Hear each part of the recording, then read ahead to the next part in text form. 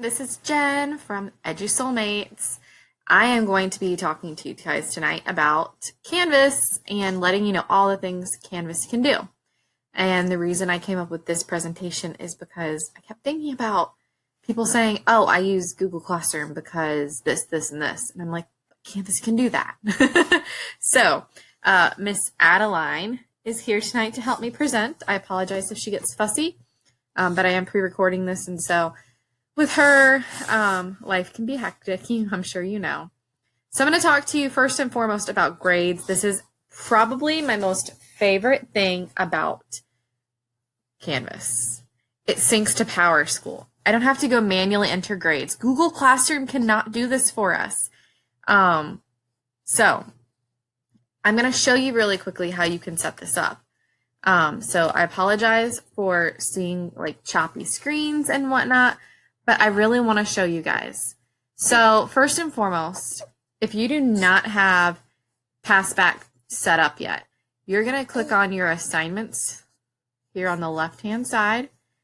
You're going to click on your hot dog on the right-hand side, and you're going to import your assignment groups. Now you have to have your assignments set up in PowerSchool, and because in order to get there and to make sure things are right, I may wind up showing student-sensitive information. I can't do that, but if you need help, just let me know, and I'm sure that I can either send you a PowerPoint on how to do it, or somebody can kind of talk you through setting up your actual grades. But once you've set your Passback up correctly, you will see assignment groups like this, and that is going to be what you want to put all of your like classwork and quizzes into, or projects into, for their specific groups, okay? So once you have that set up, then you're going to click on Settings. And in the Settings tab, we're going to come to Navigation, and we're going to make sure Grade Sync is turned on. Once Grade Sync is turned on, I can click on Grade Sync on the left-hand side. And then I'm going to click on Settings, and I'm going to make sure that Nightly Sync is turned on. Once it is, every night at like 3 a.m., your gradebook updates for you. It will sync from PowerSchool or Canvas to PowerSchool. The only other thing you have to make sure you have is in your assignments. Once you've set up all of your lovely assignments, you want to make sure that this green check mark is right here, so that way it will sync. So once my 6 weeks ends, I'm going to go turn off all of those for the current 6 weeks and turn them on for the next 6 weeks. And I just do that because it doesn't ever need to sync again. Once those grades are in, they're in. And sometimes I've seen that it can be a little glitchy in that like the second 6 weeks doesn't want to sync the same. That's a previous issue. I don't know if it's still an issue, but it's just something I do out of habit. Okay? So, reason number one I love Canvas is that Passback feature. Reason number two is Speed Grader. Speed Grader is great on desktops and laptops. It's even better on an iPad, especially if you have an iPad or Apple Pencil. I really miss having an iPad to grade, but it's okay. I still like it on the desktop or the laptop. First and foremost, let's look at these annotation features that you have. The first, you have the ever lovely arrow where you use to click. Next, we have this pen tool. I love this feature. It's probably my most used feature because I can drop a pin on what my students have done wrong, and it will give me a text box, and I can type into that text box what they've done wrong or what their error is, or maybe I type in what's the correct way to do it. So maybe July 2016 should have been JUL 2016 or 2006. Sorry. So maybe I just type in the correct thing. It depends on the class and what I've got going on. There's a highlighting tool, so I could highlight an error if I wanted to. If I'm an English teacher, that might be a great feature. The T is your text feature, so it's going to allow you to put text in there. The S with a line through it here is our strike through symbol. Paintbrush is obviously a paintbrush. It's going to allow you to mark on it. And then lastly, this box will allow you to box in things. On the right-hand side, we have our area where we can personalize our feedback. So we can either type in our feedback, we could upload like an answer key with the paperclip, we could do video feedback, or we could do audio feedback. All great options. I know that Samantha and I have talked a lot about personalizing your feedback, and this is a really great way to do it. And this is one thing I love about Canvas, because I can just slap in some feedback there really quickly and say, good job, Bob, you knocked this out of the park, or please check the annotations for feedback. And then I hit submit, and that's done. But the other thing I really like is I personally always grade all the projects that have been submitted when I'm doing my grading. So I just click this forward arrow and it takes me to the next submission. So that's another thing I really like about this. This is my new favorite feature that I just learned about, and one of my friends was like, how did you just learn about this? But I did. I just learned about it, and I love it. So it's called Message Students Who. It's in the grade book. You go to the assignment you want to message the students in, or message your students about. You click on the hot dog, and you go down to Message Students Who. And you're going to say, okay, I want to message my students who have not submitted their assignment yet. It's going to then populate. You see, these are all my students that had not submitted that assignment yet. It's going to populate those. It's going to pre-write my subject in for me. And then I just type down here, these are due by Friday at midnight. And I hit send, and it sends them all individualized messages. It's amazing. And it sends it to them through Canvas. Also, you have the Enter Grades As feature. So if you are giving like class participation points, you can just bam, done. So those are just all great like options and things that I love in Canvas that have made my life easier this year. Announcements. I know I've preached before that announcements are my go-to, and that's how I give my students their assignments every week.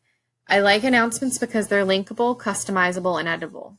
So when I'm going to do my announcements, instead of typing out what my students are doing, I actually go on the far right-hand side. You have a list of things you can choose from, and I will choose assignments, and then I will click on the assignment, and it will actually put it into the announcement for me. I also like that it's customizable.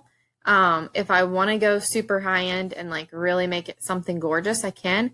If I need to get by and make it work for me for that week, it can be super low-tech too. But then I also like that it's embeddable. So if I want to embed a video telling my students, this is your expectation for this week, I can do that. And as I get into the assignments portion, I'm going to show you a few tips for embedding things. All right, so assignments are my next favorite thing in Canvas. And for starters, you can embed a Google slide presentation. So you give the student their assignment, their Google slide is embedded, and you can set it up so that they have to use a Google Doc that you give them in order to complete their assignment. It's a glorious, glorious thing. If we need to do a day on Google Slides, like embedding things, setting that up, we can definitely do that. But if you're somebody that's already going that route, you've already been able to figure it out, but you're having an issue with your Google Slides not being big enough, or if you're embedding a PDF and it's not big enough, you need to go into your embed code and add this right here, the height and the width. That is something that has made a world of difference in my presentations or my documents being big enough. So just so you're aware on that. I also love in assignments, I can differentiate my assignments for my students with IEPs and 504s. So if they have modified assignment and they don't need to get that assignment, I can just assign it to everybody else in the class. The only downside is I do have to type everybody's name in. I can't just say, exclude Johnny from this assignment. I could go in and just exempt him in the grade book, but if you have students like some of mine are, they still think that they have to do it if it's given to them, if that makes sense. That's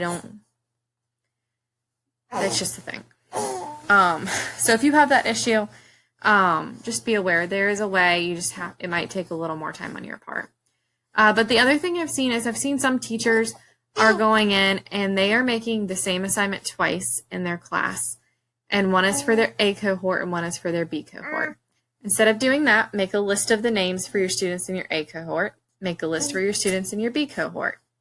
And then at the very bottom of your assignment, you can give different due dates for the different cohorts. And you can start it at different times.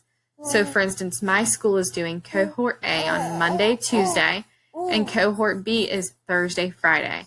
So I'm going to give cohort A their assignment so that it opens Monday morning, closes Tuesday at midnight, and cohort B's opens Thursday morning and closes Friday at midnight. Or at 3, whatever time you set. But just know, like, you can do that. There's no need to have multiple or the same assignment in multiple times. And lastly, Edpuzzle integration. If you have not, I apologize. If you have not played around with this, I highly encourage you to do so. Edpuzzle is a fabulous tool. Some things that I've recently learned through a coworker that has struggled a little bit with Edpuzzle was she said that one thing she found out was if my due date for my Edpuzzle video, let's say, was yesterday at midnight, because I always set my due dates at midnight. So let's say it was yesterday at midnight. I need to hop in first thing this morning and go ahead and sync my grades from Edpuzzle. So I would go into the assignment and click on sync to LMS. When I do that, that if a student hasn't turned it in at that point, then it's a late assignment. But let's say I wait a week, then all my students were late. It was a whole thing. You may still have to play around with it a little bit and be a little more forgiving. But it's really cool because the kids stay right there in Canvas for your Edpuzzle videos. And I liked that a lot because, as I've preached before, anything to keep your kids from leaving Canvas. We don't want them to leave Canvas. We want them to stay right there. No hall passes. So this is a great tool for that. Communication is really important right now with virtual learning. And so Canvas can do everything. And I've been so impressed as I've been preparing this presentation. There are things I've known Canvas can do, but I've never done myself. So I got to play around with them and really try them out, and I've enjoyed learning more about them. One, first and foremost, is email. So I use this feature all the time. So right here, you're going to click on your inbox. You're going to click on the pencil. You're going to choose the class that your student or students are in that you want to email. Then over here, if you want it to be the whole class you're emailing, you're going to just be able to put the whole class information in. If it's just one or a few students, you can type in their name and it'll populate for you. You're going to put your subject in. I always choose to send to an individual message to each student just because that confidentiality piece. Hang on, I apologize. Life with a baby. All right. And then I type in my message. I press send. We're good to go. All right. And then that will send my message to my students. As you can see over here, my messages show up for my students. The next thing is conferences. Holy guacamole, folks. This thing is not like super glamorous. It's not as gorgeous as Google Meets, but it's pretty cool. So I've got, wow, yeah. I've got conferences right here. I'm going to click that plus sign and I'm going to set up my conference, and I can set start dates or end dates. When I'm ready to join my conference, I click join and it looks like this guy down here. So it's got a chat feature. It allows me to share notes. It shows me who all is here. Over on this side, I can record it, which is awesome. We love recording our meetings, especially if your district requires it.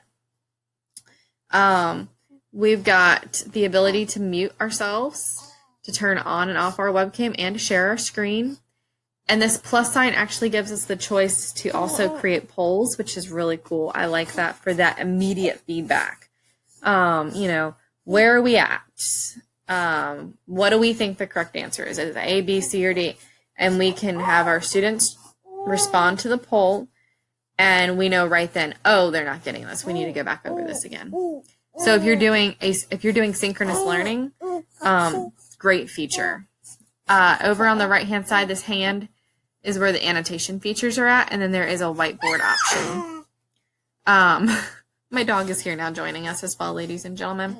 So of course my baby's happy. Next, current collaborations. All right, English teachers, this one's for you. This guy is for you. I do not have collaborations turned on my menu. I do not suggest it. And I'm going to say the reason I don't suggest it. It's personal preference. I don't want my students going out and making collaborations with their friends and sharing Google Docs. I don't know what they're going to be doing. I want them on task. So I have that feature turned off, because if they have that feature turned on, they can create their own. However, here's the beauty. You, as the teacher, can still go out here, click on collaborations, collaborate using, I chose Google Docs, I named it test document, and this is a test document. But let's say you're an English teacher and you're giving out the assignment for students to make, or for students to do their essays, right? And you want each student to have their own essay, but you want to be able to monitor their progress and make notes as they're progressing through. You can do it. So instead of test document, Jennifer's essay. And then when you click that start collaboration button right here, it's going to send Jennifer an email saying, this Google Doc has been shared with you. And Jennifer then can go into her Google Docs, and there is a copy of that Google Doc sitting there waiting for her. Then when you come back, after you click Start Collaborating, you as the teacher are also going to see these collaborations that you've started. And you're going to click right here on Jennifer's collaboration, and just like you see this test document right here, you're going to see where the student has gone in and typed that in. And I actually did go in, just so you're aware, I did go in and I did this with a student. So this was actually a student. I had her type in, my name is, I've just changed her name. So I like that. So English teachers that say, well, Google Classroom does this and Canvas doesn't, Canvas does it. Canvas can do that. All right. So last thing I really want to go over with you guys. This is a huge, important feature. I cannot stress enough that you really need to sit down with your classes and get them to fix their notifications. For starters, you want them to click that check mark, the check mark. I have mine set on daily summary, but you want the check mark for submission comment. You want your kids to get an email anytime you make a comment on their submission. Everything else you can kind of set according to what you want, but that submission comment one, that's going to be for when those kids are saying, Miss Smith, why did I get 10 points taken off? Well, it was because you didn't do X, Y, and Z, Johnny, and I explained that too in your comment. It keeps those questions from happening. So please, I encourage you to utilize that feature. It's a great feature in Canvas, and something that our children need to learn how to go receive their feedback in a way that they're taking responsibility for, and that's a great way for them to take responsibility for it. So, thank you so much for joining me today. I really appreciated having you here. Remember to, if you have questions, comment below. If you have not yet invited your EduSoulmate to join us, please do so on Facebook and on here. Subscribe and like our video, and tune back in next Saturday for our next one. Thanks so much, and have a great one.